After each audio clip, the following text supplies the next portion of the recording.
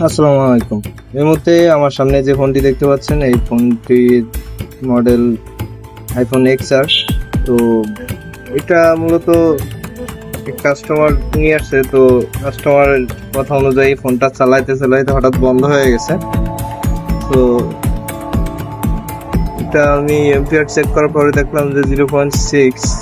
এখন ফোনটা খুলতেছে। এটা অবশ্য কোনো টেকনিশিয়ানকে দেখানো হয়েছে। এই হচ্ছে ফোনের কন্ডিশন। ব্যাটারি এমন একটা অবস্থা করছে যে ব্যাটারি সার্কিটটাই নষ্ট করে ফেলাইছে। তো আমরা যারা কাজ করি তারা এই বিষয়গুলো খুব খেয়াল করে একটু কাজ করা উচিত, কারণ আইফোনের ব্যাটারি আসলে এইভাবে রিপেয়ার হয় না। ফোনটাতে অটো রিডিং নিচ্ছে, মানে ফোনটা শর্ট আছে, অটো রিডিং নিচ্ছে এবং ফোনটা এই রিডিংয়েও অন হয়, অনেক হাই রিডিং নিচ্ছে। তো ফোনটা মূলত শর্ট, অডিও আইসি থেকে শর্ট। তো এই আইসির যে ক্যাপাসিটার আছে, আপনার ফিল্টার ক্যাপাসিটার, ওই ক্যাপাসিটার থেকে শর্ট ছিল। তো সেটা ফিল্টার ক্যাপাসিটারটা আমি একটা না ওটায়, যেটা শর্ট ছিল সেটা না ওটায়, এখানকার সবগুলাই উঠাইছি।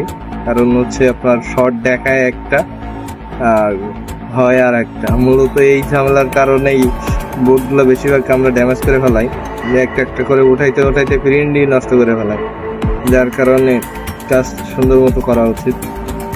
দেখেন এখানে আমি যেখানে রজন দিচ্ছি সেখানে আসলে কিন্তু শর্ট না, শর্টটা কিন্তু বাম সাইডে। তো আসলে আমি এখানে সবকিছু চেক করার পরে দেখলাম যে শর্টটা দেখাচ্ছে পুরো বোর্ড ধরে, মানে ওর আশপাশ দিয়ে সব কয়টা, কিন্তু আমি জাস্ট এর ফিল্টার ক্যাপাসিটার যে কয়টা আছে এই সাইডের ওই কয়টা একসাথেই উঠে ফেলাম ডায়াগ্রামের মাধ্যমে দিয়ে ক্লিয়ারভাবে দেখে।